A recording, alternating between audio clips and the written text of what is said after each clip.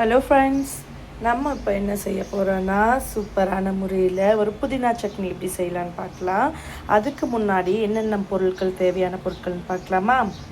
எண்ணெய்,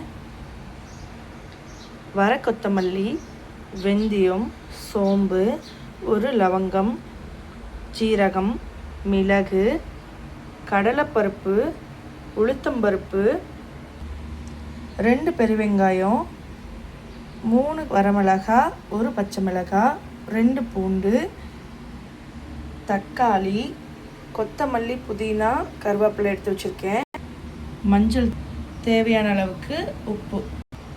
இப்போ இதெல்லாம் நம்ம பயன்படுத்தி சூப்பரான முறையில் வீடே மணக்கிற புதினா சட்னி எப்படி செய்யலான்னு பார்க்கலாம். வாங்க பார்க்கலாம்.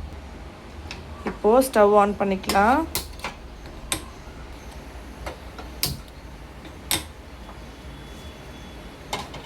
கடாய் வச்சுக்கலாம். கடாய் நல்லா காயட்டும். காஞ்ச உடனே எண்ணெய் சேர்த்துக்கலாம். ஓகே ஃப்ரெண்ட்ஸ், கடாய் நல்லா காஞ்சிருச்சு. இப்போ வந்து நம்ம எண்ணெய் சேர்த்துக்கலாம். எண்ணெய் ஆட் பண்ணிக்கிட்டோம். எண்ணெய் கொஞ்சம் காயட்டும். இப்போ ஃப்ரெண்ட்ஸ், எண்ணெய் நல்லா காஞ்சிட்டு இப்போ நம்ம இந்த கடலைப்பருப்பும் உளுத்தம் பருப்பும் நம்ம ஆட் பண்ணிக்கலாம். ஏன் இதை நான் ஃபஸ்ட்டு சேர்க்குறேன்னா, இது கொஞ்சம் வறுபடணும், அதனால தான் ஃபஸ்ட்டு இதை ஆட் பண்ணிவிட்டு அடுத்து வந்து அந்த சீரகம், மிளகு இதெல்லாமே ஆட் பண்ணிக்கலாம்.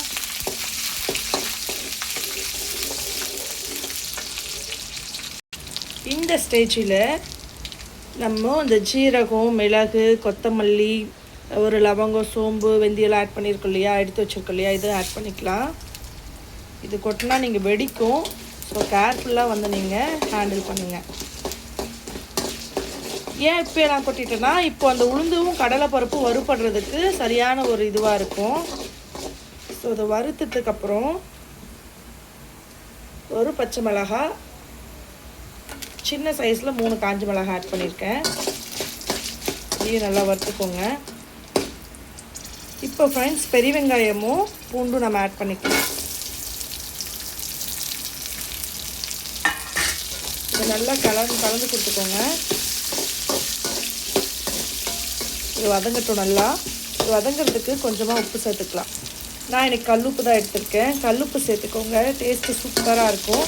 இப்படியே நல்லா கலந்து விட்டுட்டு இது நல்லா வறுத்துக்கலாம். இப்படியே நல்லா வதக்கிக்கலாம் ஃப்ரெண்ட்ஸ். இது வெங்காயம் வந்து இப்போது இதுக்கெல்லாம் வந்து பொன்னிறமாலாம் வதங்கணும்லாம் அவசியம் இல்லை. ஓரளவுக்கு கண்ணாடி பதமாக வந்துட்டாவே இது ஓகே தான். இப்போ வந்து நான் தக்காளி ஆட் பண்ணிக்கிறேன் ஃப்ரெண்ட்ஸ்.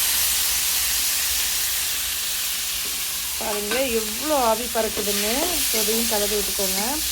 நான் இன்னைக்கு தேங்காய் சேர்க்காம தான் செய்ய போகிறேன்.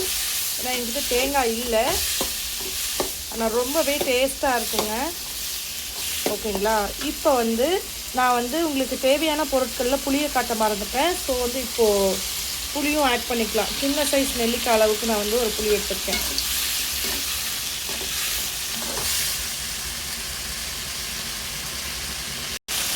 மஞ்சள் தூள் கொஞ்சம் ஆட் பண்ணிக்கலாம். இந்த தக்காளியெலாம் நல்லா மசிச்சு எடுத்துக்கோங்க. நம்ம இதோட கொத்தமல்லி, புதினா, கருவேப்பிலை எடுத்து வச்சுருக்கோம். எல்லாத்தையும் ஆட் பண்ணிக்கலாம். இதையும் நல்லா கலந்து கொடுத்துக்கோங்க. ஓகே ஃப்ரெண்ட்ஸ், இது வந்து ஓரளவுக்கு வதங்கிடுச்சு. இதை வந்து நம்ம ஆற வச்சு நெக்ஸ்ட் ஒன்று வந்து நம்ம அரைச்சி எடுத்துக்கலாம். ஓகே ஃப்ரெண்ட்ஸ், இது வந்து மிக்சர் ஜாரில் வந்து நம்ம ட்ரான்ஸ்ஃபர் பண்ணியாச்சு. இப்போ இது வந்து நம்ம அரைச்சி எடுத்துக்கலாம். இப்போ சூப்பராக அரைச்சிட்டோம். இப்போ இதுக்கு வந்து ஒரு தாளிப்பு கொடுத்துடலாம் ஃப்ரெண்ட்ஸ். இப்போது கேஸ் ஸ்டவ்வில் கரண்டி வச்சாச்சு. இதுக்குள்ளே எண்ணெய் சேர்த்துக்கலாம். எண்ணெய் நல்லா காஞ்சிட்டு ஃப்ரெண்ட்ஸ். இப்போ வந்து நம்ம கடுகு ஆட் பண்ணிக்கலாம். கடுகு நல்லா பொரியட்டும்.